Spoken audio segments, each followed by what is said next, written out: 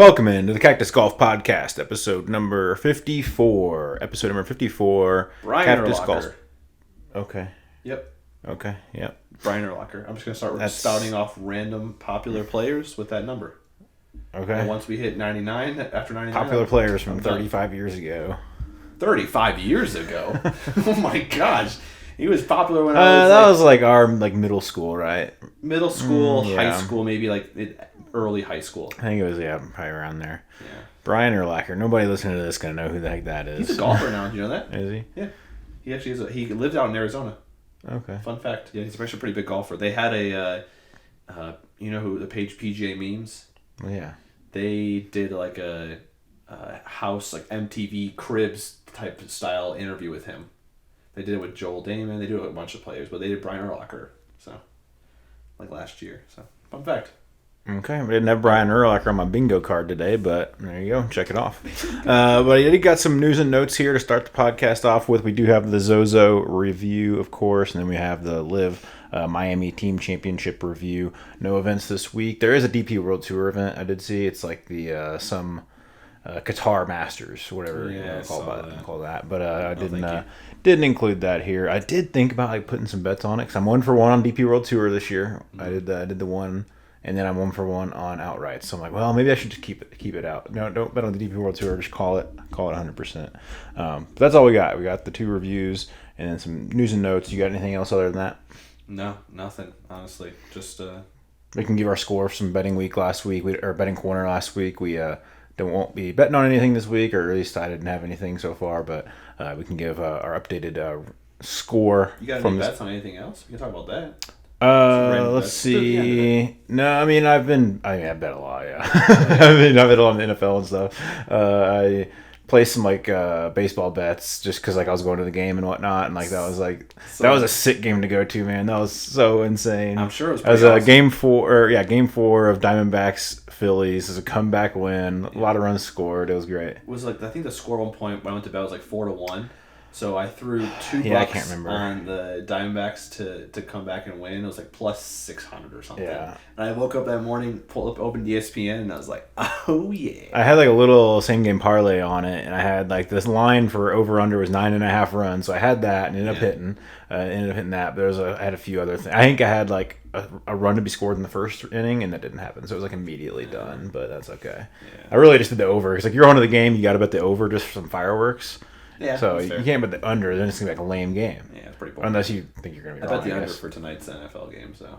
I didn't bet the under over on that one. But yeah, it was a great game. I put a couple like bets on that. I don't really know much about baseball, but figured I'd do it for the vibes. Why not? And then I bet for the vibes. NFL. But I've been like on the NFL lately. I've been like basically even for a while, but I got close to cashing out again. Like after my certain threshold, I'll cash out. I've done it once. Got close again, and then I went down like 70%. Well, yeah, since I pulled money out for the first couple weeks, I was like really hitting a lot.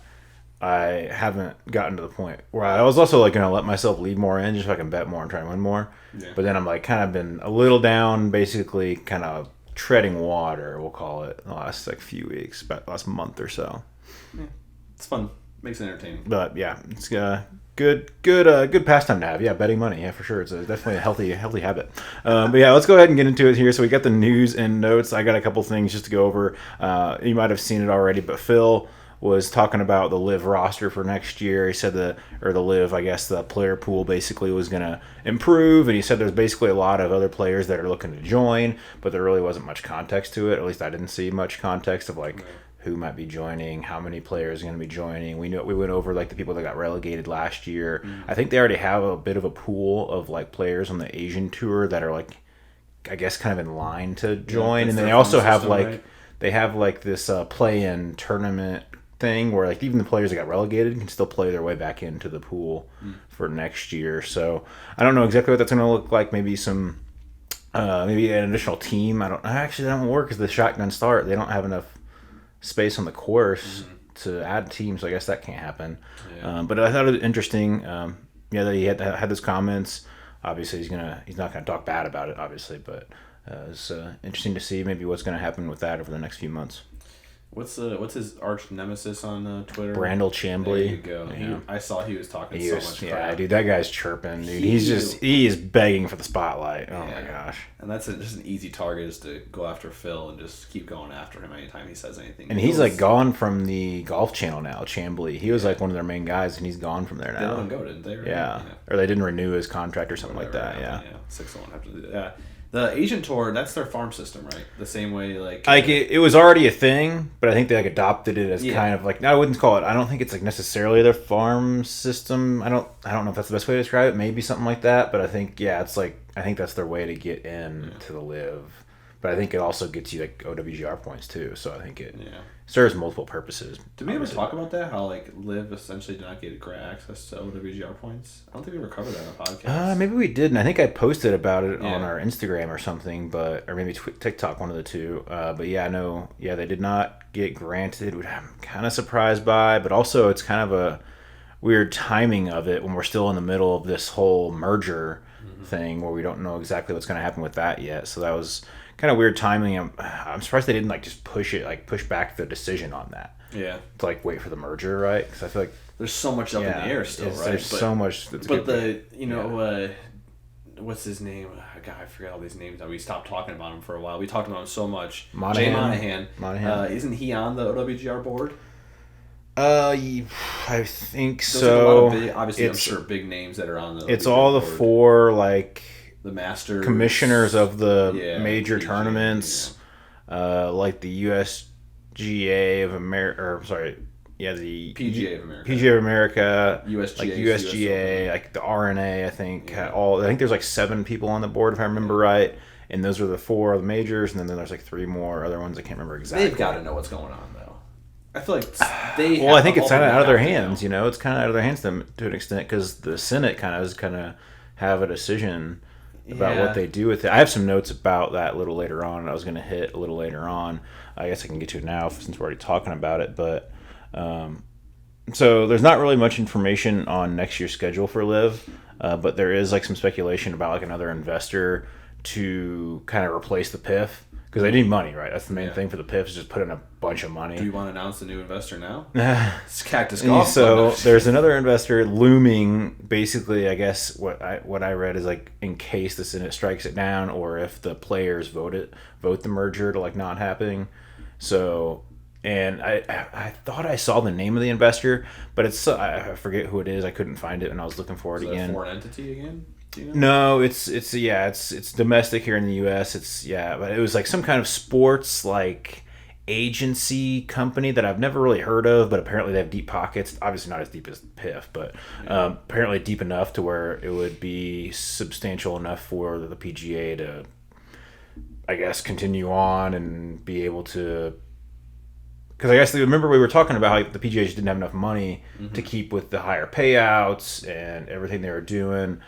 So they basically need more money. So apparently they have deep enough pockets. This new potential investor, has enough money to, I guess, fuel that. Yeah, I don't know. I guess maybe call me a conspiracy theorist, put some tinfoil hats on. But like, I feel like those guys, they've got to know something. Even though you say Congress has to pass it, but like, there's lobbyists for everything, right? Like, there definitely are. There's got to be.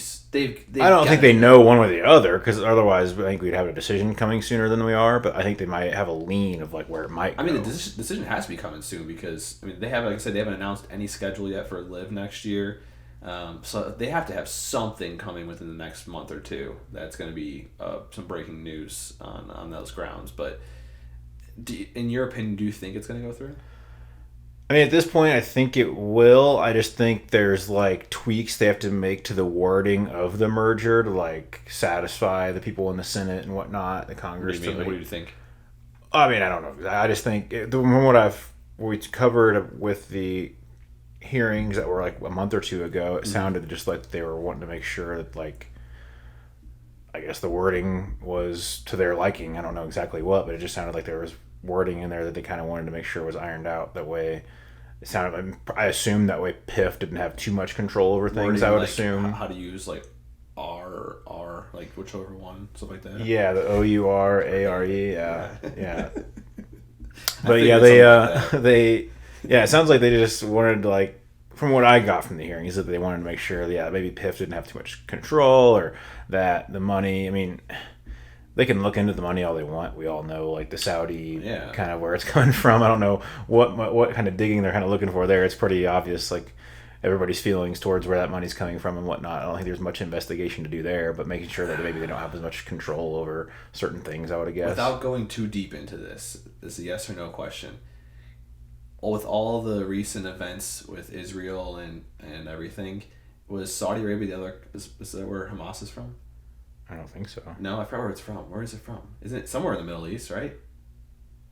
I don't think they're really involved in that. Well, no, that's not what I'm saying. That's not what I'm saying. That's not what I'm saying. That's not what I'm saying. That's not what I'm saying. I'm saying, like, I wonder if the Congress would strike something down just doing any business with that country. Well, I don't think they're in the same country. I don't know. I don't really know, to be honest. I don't think they're related. You know, call me a bad person. I don't really follow anything. I sympathize for, like, what's happening. Yeah. But I've kind of purposely not looked into it a whole lot, just because, like, it just kind of makes you feel bad, you know, and I don't really want to have, like, super bad feelings all day, and that's kind of just peppers your Twitter account, where's you know. Gaza So again? I don't know. the Gaza Strip is, like, not. At least I not want to be talking about this. I am not very informed on exactly the exact details of this, but it's not like a country. Like, the Gaza Strip's not a country, to my knowledge. No, I have no idea. I don't. I generally think I'm pretty good with geography, but I'm pretty sure that's, like, a part of, like, a country. You know, They're from Palestine, anyway. Okay. So okay, that defeats my. I was just trying to, I don't think they're related at all. The Saudi thing is, like, completely different. Okay, but I was just saying that if they were, I can see the Congress stepping in and be like, "Yeah, we ain't doing any business with anyone." Like that. I don't think that's going to impact it. I think it's ultimately going to happen, but I don't know the exact logistics of it. But that's what I had. Yeah, there's somebody looming basically in case that doesn't happen. We'll see what that comes to, but that's one of the things I had for news and notes. And then the other one was probably get through a little quicker, but there's a 15-year-old that qualified for the Butterfield Bermuda Championship in a couple weeks. Really? 15 years old. He's from Bermuda. Oliver Betchart, I believe is how you pronounce it. It's not spelled that way, but it's Betchart. Okay. From Bermuda, qualified for the championship here in a couple weeks. You're 15. Yeah, right. Apparently, he's the second 15-year-old actually to play this tournament. Last happening in 2019. That's crazy. Yeah, it's last happening just 4 years ago. From Bermuda, and there was, like, a list of the article I was going down that there's been, like, numerous people. Like, I think the youngest person was actually Michelle Wie to ever appear on PGA Tournament. It was 14 years old, 3 months, like 9 days or something like that. The Sony Open back in forever long ago. That's insane. It's just gonna be crazy seeing a 15-year-old, and, like, I saw a picture of him, and, like, you know, like, nowadays some people look young, but they look not young, you know. Yeah. And so, like, this kid actually looks like a 15-year-old, you know. He, like, looks like he should look when he's 15, right? Yeah. So it's gonna be hilarious seeing him next to some of these guys on the tee box. Field, so I was trying to think of, like, someone who would be there. Like, I'd love to see him sized up against, but I don't even know who's playing in that tournament. Some guys that would be funny. I don't know who's playing exactly because the field's not out. Yeah, the full field's not out yet. And I think, like, Sepp Straka's a big boy, right? That'd be a good one. His caddy's a big boy too. Shane Lowry's a big boy. I don't know, like, tall wise. Like, Cam Davis is a tall guy. He's pretty tall. He's over 6 foot, right? I think he's over 6 foot. Yeah, he's a little lanky. I think. I'm trying to think of who else is, like, a big. Remember there was at the Open Championship. It was some dude who was, like, 6'8". You remember that? Because we were talking about how he had to change his swing because he can't get a driver a certain long because it's, like, against regulations to have a driver that long. Yes. That guy, I forget his name. I think he was a rookie at the Open Championship. I think he's from overseas too, so I'd probably butcher his name even I did know it. But that guy would be hilarious. Like 6'8" over this 15-year-old. I'm sure news coverage or whoever's covering the Butterfield is going to have a field day with this kid. But he's going to be shown all over the place, I feel like. Yeah, maybe. Yeah, I feel like he has to be pretty good. Like, he's playing trash. I'm sure they won't show too much of him, but, like, can you imagine a 15-year-old? I'm sure a 15-year-old. What's the youngest someone's won a tournament? Do you know that answer? One term, I don't know that one. I just saw, like, the starts. Yeah, it was 14 years, 3 months for Michelle Wie. Back, I think it was like 2000s, like 2001 or something like that when she made that start at the Sony Open. and I think she had like a couple starts, so she was on that list like multiple times, I think. And then, yeah, I think the list was at least like a dozen long, I think, of like under 15, if I remember right. Yeah, I think it was on PGA Tour's website. They had a news article about it. Yeah, Bermuda Championship. That's in 2 weeks now. So we have the what was the event next week? Gosh, I forget what it was. There's something. Worldwide Technology Championship is not this coming week, but the week after. Yeah. We don't have an event this coming weekend, but the week after. So I guess in 3 weeks, I guess we'll have the Butterfield Bermuda where this kid will be playing at. You got to pull it up there. Yeah, it's who the heck is this dude? 1970s. I hate. Yeah, so that's kind of tough. Yeah, I'm sorry, 1930s. Oh, okay, that's even more. Yeah, and it was I don't even know how to say his last name. It's Ko Kosis. Oh, you just don't want to say it. I was supposed to be saying Kosis, right? Coxis, right? Coxis, I would assume. Coxis. I could see the C being silent. Kosis, I could see that. He was 17 years old though. Okay, it's the youngest technical winner. Sure. Interesting. All right, but that's the news I had for pre. We were gonna get to before the reviews. I was gonna say pre-review, and I was like, that doesn't make sense. I shouldn't say it that way. I shouldn't say pre-review. That sounds weird. No. ZOZO. Yeah, the ZOZO. So we had Colin Morikawa kind of blows away the field. He won by 6 strokes. Shot a 63 on the final round. He ends a 2-year winless drought. Yeah. So we had some like notables that like a lot of notables that didn't really come through last year with wins. Obviously, there's only so many wins to go around, but some of the names, including Colin Morikawa, that didn't win last year. Which again, we mentioned this. It's technically still last year. Yeah. But I'm counting. The season's already over. I'm counting last year is already done. So Colin Morikawa didn't win last year. Patrick Cantlay, Jordan Spieth, Justin Thomas, Xander Schauffele, Tyrrell Hatton, Tommy Fleetwood, Cam Young, Sahith Theegala, Hideki Matsuyama, Shane Lowry are all players that didn't win last year. Technically won. He won again. What was it, 2 weeks ago, 3 weeks ago? Whatever it was. So technically still a season. Patrick Cantlay is one that surprised me. I forgot about that. I mean, because he was in contention. God, how many? Cantlay, Xander, Spieth went to a playoff at the RBC Heritage and lost that one. Spieth is hit or miss. I don't know. That one doesn't surprise me as much, but I just remember seeing Fleetwood so much lost, I think, in like at least one. He lost the playoff to Nick Taylor in the Canadian Open. So we had obviously some close calls. But yeah, nobody. Cam Young, this is only his second year on tour. Last year he was a rookie. So that's, again, he had a shaky year too, a little bit. Cam Young did. Yeah. He played well, and let's see. Hideki was like marred by injuries. He was like withdrawing quite a bit early on with I think it was neck injuries. Yeah. Lowry, I don't remember seeing him in contention a whole lot. I think he was there at the Honda. Did he do anything in the week before the Open? What's that in Scotland? The Scottish Open. Scottish Open. Okay, yeah. I don't remember. He could have been hanging around somewhere. But I don't remember him being in like super high contention. Yeah, Cantlay had 2 runner-ups this past season, whatever you want to say. That's interesting. Xander, another those are 2 top 15 OWGR players. Yeah. Yeah, they had. That's interesting. Yeah, that was hitting his 2-year winless drought. That's his 6th career victory for Colin Morikawa. I think he said it was his grandparents that migrated from Japan, so it's kind of a cool little win over there in Japan. I through his dad's side is Japanese and his mom's side is Chinese, or vice versa. I don't remember. Yeah, I think what I saw was just his grandparents for whichever side. Yeah. But yeah, the rounding out the rest of the top 10 after Colin Morikawa was at tied second. We had Eric Cole, who we again keep mentioning, another name we keep mentioning, Bo Hostler.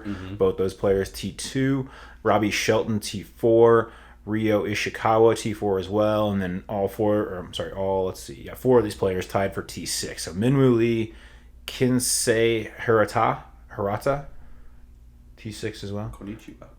Ryo Hisatsune, I'll say. JJ Spawn, all T6, and then T10 we had Emiliano Grillo and Justin Suh. Rounding at the top 10, some other notables. We mentioned it was a pretty good event, or pretty good field at this event. So some other notables, we had Sungjae Im, Cameron Davis, T12, Keegan Bradley, Sahith Theegala, T19, and Xander, T38, Hideki, T51, Joel Damon, T59, like we mentioned, he kind of likes to fluctuate his game a little bit. He played well last week. This week, not as much. He At didn't respond back to 259. that post either. He did I was not. trying to see if he's okay with losing or not, but that's all right. And then I had Ricky as T64 as well. So I forgot Ricky played. I know. I was like scrolling through getting my totals. I was like, oh my gosh, I forgot about him. He's all the way down there. Yeah, he had like one round, I think, below 70. The rest of them were not very good. I think he shot a 67 round 3. The rest were over 71. So not a good weekend for him, unfortunately, but that's okay. Yeah. Anytime I don't watch tournaments, PJ puts the highlights up on YouTube, so I'll watch those. And like the majority of the tournaments, the end of this season, beginning of the season, whatever you want to say, majority of their highlight videos are like just putts. Which is interesting. And you got some darts, probably some approach shots. So what I was gonna say is now this highlight reel for the final round was majority darts. Yeah. Like by far majority darts. Like it was very noticeable how different it was. So the iron play was very strong, especially on Sunday at ZOZO. And it's not really exciting seeing putts as highlights, you know? I mean, maybe if it's like a 50-footer or something like that, but you don't want to see like a 7-foot tap in as a highlight, right? Yeah. Like there was, ones I watched, Morikawa just dropping darts like feet from the hole. Right. I mean, that's exciting to see. But yeah, like some of the putts, like to your point, it's like cool. Like, just like tell us he made it, you know. Right. Unless it's like a 40-footer, just tell us he made it and move on. Yeah, I definitely agree. That's way more exciting for highlights. Again, it's kind of tough all in all to have highlights for golf, but you know, approach shots can be exciting for sure. And then you have like short par 4s definitely be exciting. Things like that definitely, or like maybe a good like wedge out of bunker shot sometimes. Bunker, or like I was thinking like out of like some thick stuff, maybe stick it close out of like some thick rough, maybe. For sure. There was one of the highlights. Morikawa was on the second cut, and the announcer I forgot who it was said, well, he definitely doesn't have to worry about the spin coming out of here, and I don't understand that level of golf just yet. Like, the thick stuff is like your grooves aren't hitting the ball, they're getting the grass, so that's why you're not getting spin out of the thick stuff. And like I know about the whole thing about flyers. Sometimes you can catch a flyer out of the thicker stuff, but anyways, like that ball like stuck. Really? It out of the thick stuff. Out of the thick stuff, yeah. I mean, it had no spin. It was just a good lie, maybe. Bam! It was crazy. It was crazy, but it was pretty cool. Pretty cool to watch. And it was hard to watch the actual event, obviously. The time is really weird. I mean, it started Wednesday night for us. 9 o'clock at night, I think. Yeah. Too. So. No, I think it teed up our time like 6:45, 7ish our time. And so I was looking, I was like waiting for like the missed cuts. I'm like, oh yeah, I forgot there was no cut this week. So I was waiting for that, but then it never got there. No cut. So yeah, Colin Morikawa breaks his 2-year drought, like we said. Bo Hostler, we mentioned how he moved up. I forget where we began 2 weeks ago, but last week he ended at 51st in the FedEx Cup rankings. He stayed there at 51st in the FedEx Cup rankings with that T2 finish. There wasn't a lot of movement in the FedEx rankings this week. There weren't, like usually there's like the last couple events, there's been like some 20 spot movers. There wasn't really too many big movers this week. Most people kind of stayed around the same spots they were at, so didn't have any big news there. Yeah. I got nothing else for ZOZO. Okay. Besides 2 truths and a lie. Yep. 2 truths and a lie. Colin Morikawa. First time ever on this podcast. Yep. It's we've not been doing this for 2 years, so this is the first time. So 2 truths and a lie. Figure out where the lie is. Current standings this season, our new season since we started, whatever. You have 1 right, 2 wrong. Total, 10 right, 15 wrong. So. You're definitely Hall of Fame status here. I say that's heck yeah. But I'm just gonna hang him up now. I'm good. Are you on a 2 losing streak or just last week? I think it's been wrong, right, wrong. Gotcha. I think. Okay. So let's see what you got. He was born in Los Angeles. He lives in Las Vegas. He had a controversial period of time after getting backlash for leaving Callaway for Team TaylorMade. So, from LA, lives in Vegas was the first 2? Correct. Yeah, they're separate ones. Yeah. I'm pretty sure he's from LA. Like, I'm pretty confident. I'd say like 80% confident he's from LA. Mm-hmm. At least 80% confident he's from LA. I know California. Like, I know he's from California for sure. LA, I'm pretty sure. Lives in Vegas. I don't remember any controversy of him going to TaylorMade. And TaylorMade's Adidas, right? That's like the same thing, right? No. Adidas. Or Callaway. Because I know he wears Adidas. Yeah, he wears Adidas. I don't know if Adidas. I don't think Adidas has a joined with the golf club Really? brand. I thought they owned TaylorMade. No, a Chinese company bought TaylorMade. Why did I that was think like a year or so ago because the TaylorMade went up for sale for like some stupid. Why did amount. I think Adidas owned TaylorMade? I could be wrong on that one, but I'm pretty sure they don't. I don't know why. I don't know. I could be wrong. I don't know. Maybe I was just making that up. I have no idea. But I would say I feel like I would know if you lived in Vegas because that Vegas tournament that we've covered the last 2 years, obviously, that was a couple weeks ago. The Shriners. I feel like that would have been mentioned. I'm gonna say two's the lie or the lie. Yeah, he's not from. He doesn't live in Vegas. Gotcha. Before I give you that answer, Adidas sold TaylorMade back in 2017. Okay, so I kind of sort of was right. Kind of sort of right. I did not know that, to be honest with you. And to answer your question, incorrect, my friend. He does live in Vegas, and he has. Doesn't feel like a Vegas guy. He doesn't seem like that kind of guy. Yeah, I get that too. Because he was from LA originally. I think he went to Berkeley, I want to say. Yeah, he went to Cal and with Homa. Or not with Homa, but like they both went to Cal. Yeah. Yeah. But yeah, he lives in Vegas, and he has always been Team TaylorMade since the beginning. He's never had any other brand for clubs. So. Yeah, he's pretty young, so he hasn't had much chance to like have too much controversy, right? To like switch and stuff. So I guess yeah. I wonder, like, I made that completely. Like, I wonder if like that actually does like cause controversy. Like, I don't know. I don't think we've seen. Well, I guess Rom. Well, I mean, we saw it with like a DJ losing Adidas, right? Correct. Well, that's the LIV thing, which is kind of different. Yeah. But yeah. Rom was a free agent. The most recent one that I can think of, maybe a year or two ago. Then Callaway picked him up. But that's the only thing I can think of. He's a big Travis Matthew guy too. He is. Yeah. Well, so that's where it is. Callaway and Travis Matthew are together. Oh, Callaway okay. owns Travis Matthew.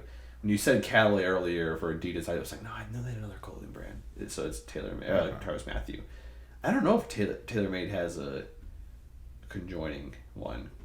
And we're learning so much about all this crap just from making deals. All these people like Strixon in Cleveland. That one I think I knew prior, but it's not like one you really think of on the top of your head. No. Puma and Cobra. That one I knew about for sure. Okay. You've got Callaway. What was the other putter?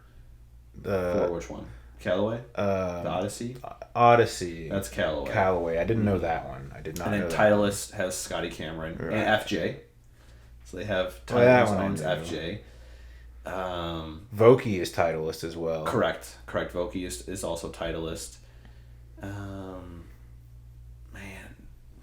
Yeah, I don't remember any. I don't remember TaylorMade being anything.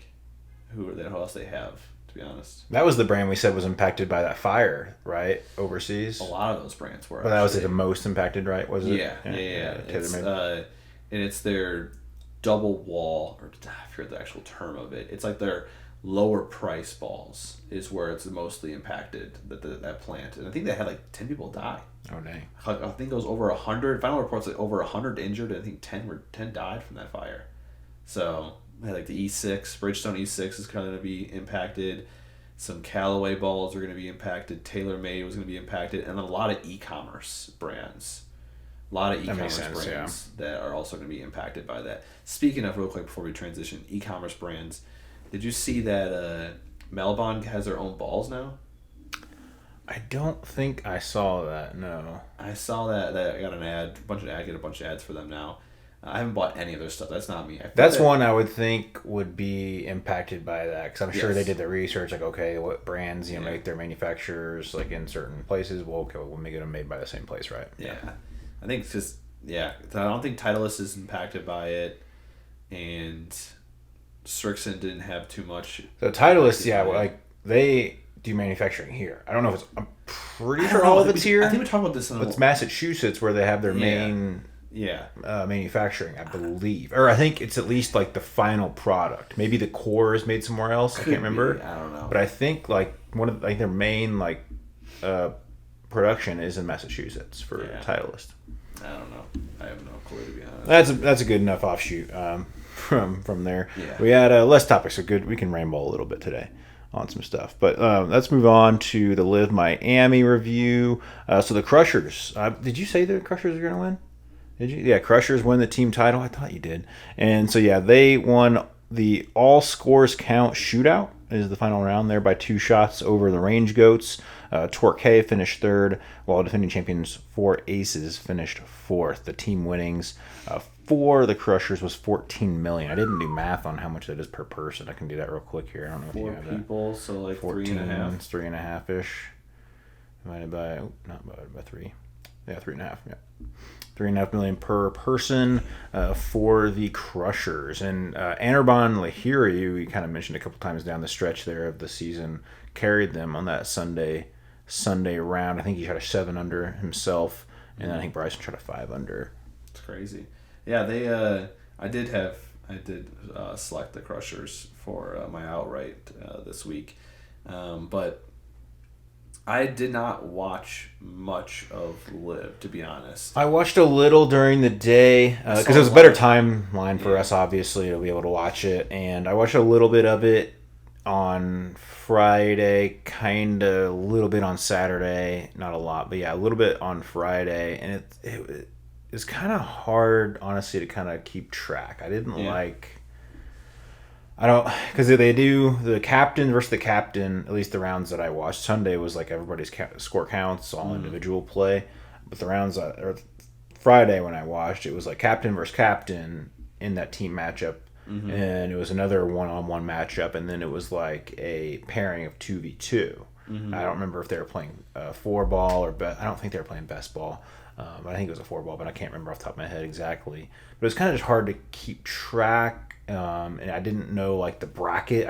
I wish they would have shown the bracket a little bit and like how that was going to break down.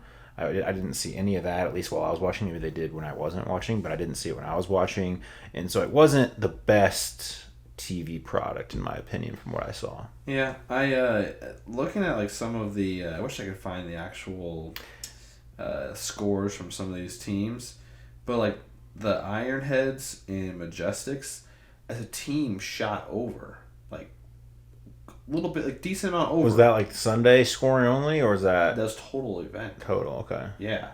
Again, I don't know exactly again layout. I'm sure I didn't really I guess seek out the format. I think they have it like you can click format. I think on the website somewhere. I didn't like seek it out, but also I didn't have it. I had it on mute, I guess, a decent amount of the time too, because I was kind of doing other stuff. But yeah, I didn't. Oh, here we go. Yeah. From what I saw, it wasn't the best just TV experience. Ironheads were 5 over. Majestics were 4 over. That's, I don't know.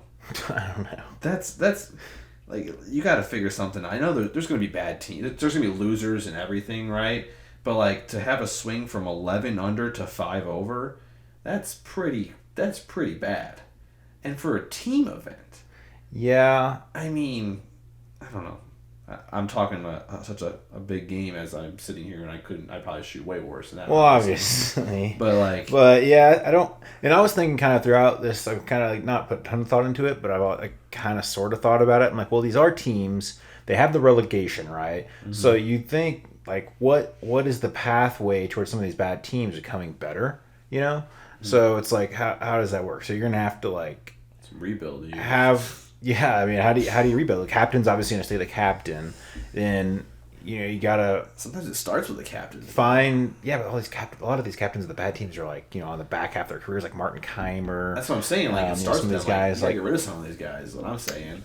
Like how. But they want those names because they are kind of established names. Yeah, I know. So I kind of wanted to get into it here a little bit. I made some notes here about. Again, how Phil said that maybe their pool is going to get better. The player pool, they're going to have some more players come over. So I had some notes here. I was thinking, so if players are going to leave for LIV, from the PGA to the LIV, I don't have any insight. This is just where my brain went of like, okay, who would go then if people do go? I'd be looking outside of that marker, how we talked about the FedEx after the cutoff of 125, like, okay, outside of the 125, Mm-hmm. you're not going to make the signature events. Mm-hmm. You're not guaranteed to get into like the regular events either. Yeah. And so I'm thinking if players are going to leave, it's probably going to be those guys outside of that. I had some. Any somewhat notable players? Or there were kind of, but I think so. I think the highest in the OWGR that I can remember highest in the OWGR was Lucas Herbert. He's like 46, I think, OWGR, and he's outside that marker. Okay. But I think he's being that high in OWGR gets you certain qualifications to get into certain events. So I think he might be in there. Mm-hmm. So, but I do think that's like probably the best start for looking at players that could defect to live. Just because, I mean, what do you go back to Q school, go back to the Corn Ferry, and try and earn your way back on. That's going to take, I don't think it'll take all year, depending on how well you play there. But again, it's obviously time away from making big paychecks and whatnot. So I think I can pull up here again outside to 125. Do Majestics have 3 captains on their team? How does that work? I don't know. 3 of the 4 are captains. That's crazy. Every other team's got 1. Yeah, I don't know how the captains work. Can you imagine being Horsfield? Like, I report to 3 people. Is that? Unless it's an error on Liv's Yeah, end. it might be an error. But I don't think. I think Westwood. That's possible. Go to the season leaderboard. Go to the season leaderboard. Hang on. But yeah, so outside that top 125, we have like Cameron Champ right now is there. I don't think he strikes me as somebody that would leave. Some players that I was thinking, like Austin Smotherman's like a decent name that's played some decent golf, but he's outside that mark. Carl Yuan from China, he's on that list.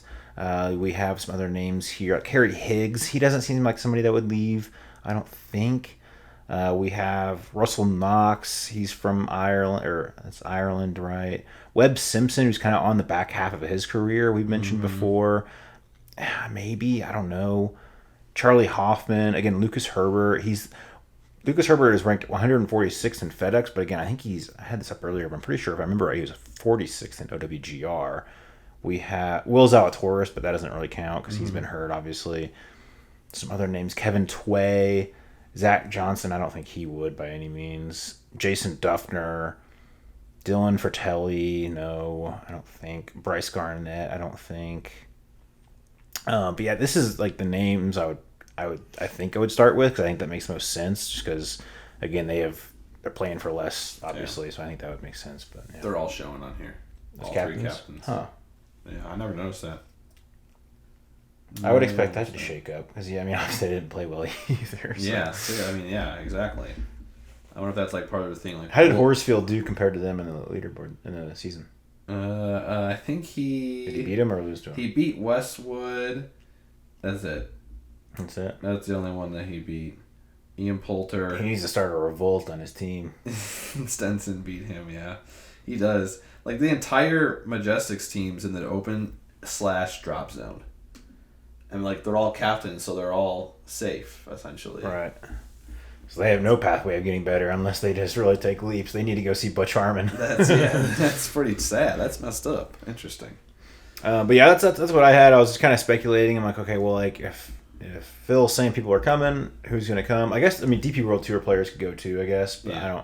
I don't have any much insight on like who might leave from DP World Tour, but I don't think Phil's talking just completely out of nowhere. Most of the stuff he's talked about has been kind of somewhat proven. Like he talked early on about how the PGAs can be paying way more, and then they started paying way more, and I guess it didn't work out. So maybe now I'm thinking about it talking out loud. Maybe it's kind of BS. He's what he's saying, but I don't think he's talking completely out of nowhere. But I don't see any like big names making moves by any means. Yeah. I think that's kind of over with. I don't think big names.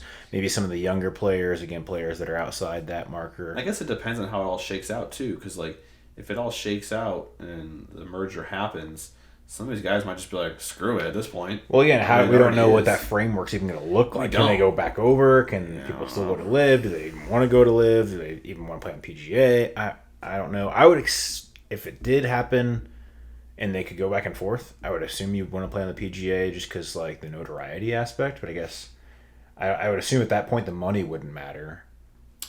But I don't know. They made the purses a little bit bigger, obviously. They keep the team event aspect for LIV, and then just made the purses more entertaining. I do think like there's something for the team aspect. I just don't think they can do it. I don't think the best way to do it is have it like as simultaneous as the individual like during the season. I don't think having it happen simultaneously, like on the regular tournaments, is the best way to do it because there's too much going on.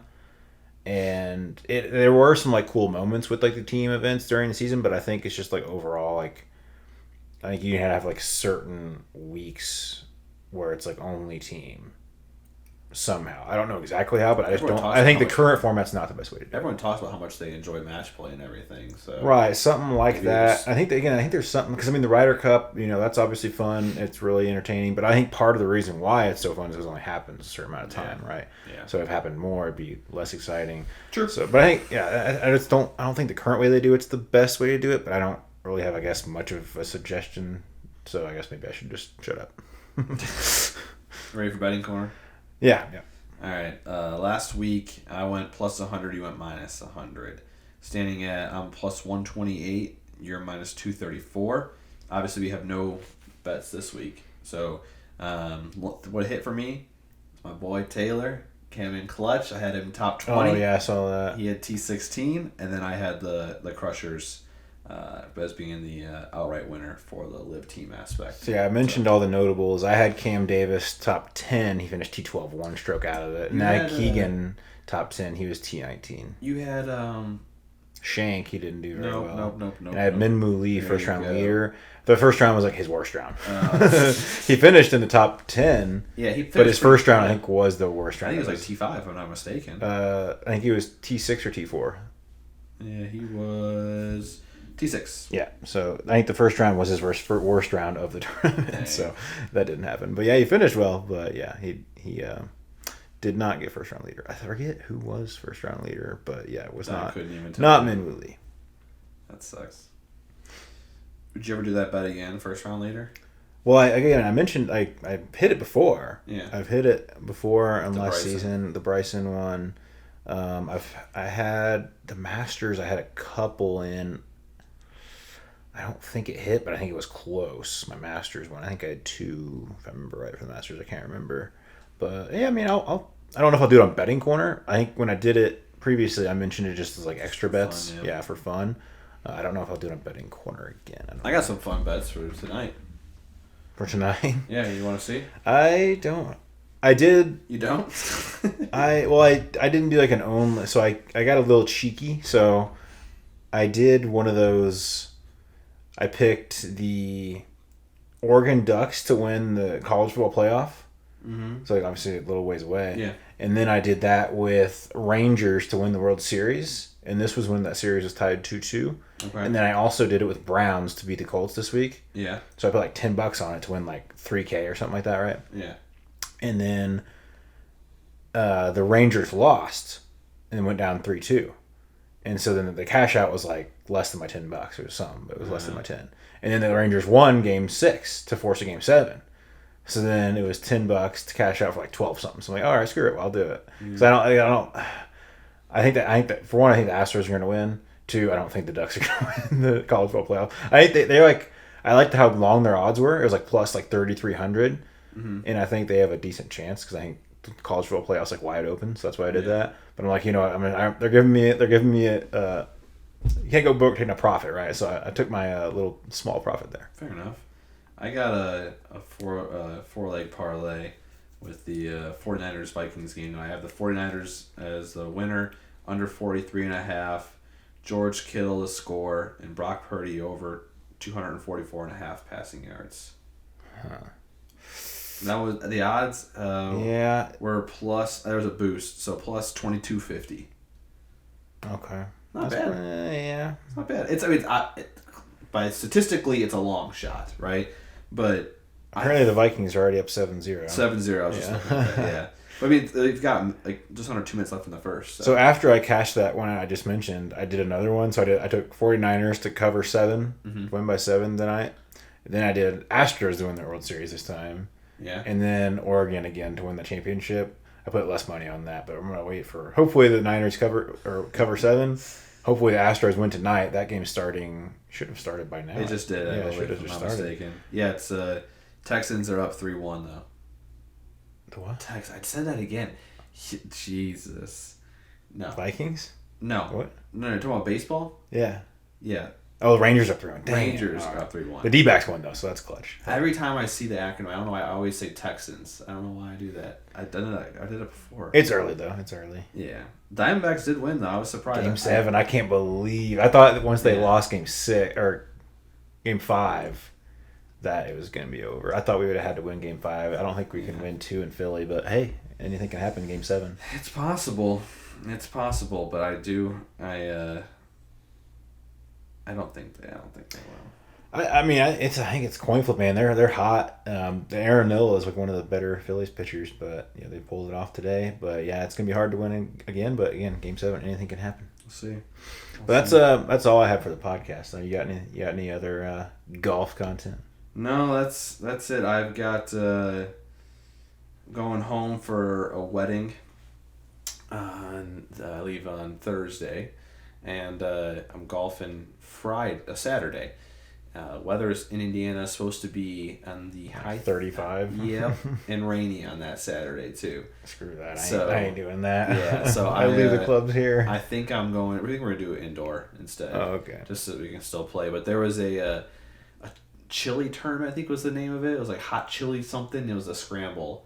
My dad joined a club out there, and so we were gonna do it. But my uncle has family pictures that day at 1:00.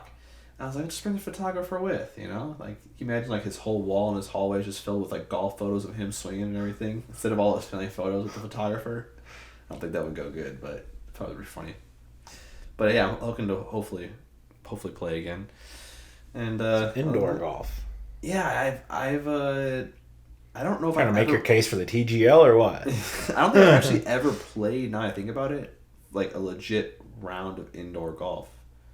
Oh, definitely not. No, I've done like all of the simulator stuff, just having fun, whatever, but not an indoor round of golf. Did you see that Rolling Hills is opening up? I did not. Was it still called that? No, it's grass clippings at Rolling Hills or something like that. The That's company weird. that owns it. I don't think I like that. Yeah, I mean that's just their company name, so they're of course gonna select it. But they're gonna be lit up. First, they're gonna be the 19th or 20th course in the United States. They got lit up. Yeah, they're gonna be. That's a good one. It's a good Suits reference. That's gonna be like the 19th or 20th course in the United States to have lights for night golf. So it should be pretty cool. I looked on Golf Now, like their tee times are already starting to post. The latest one's still 5:00. So I don't know. That's kind of pointless. I don't know if someone had already got them all that much. Like they've already been scooped up. Or maybe they just haven't updated it. Maybe I don't know. Like that does remind me. I saw tee times at TPC Sawgrass for $900. You see that? All that. That's crazy. I don't know how much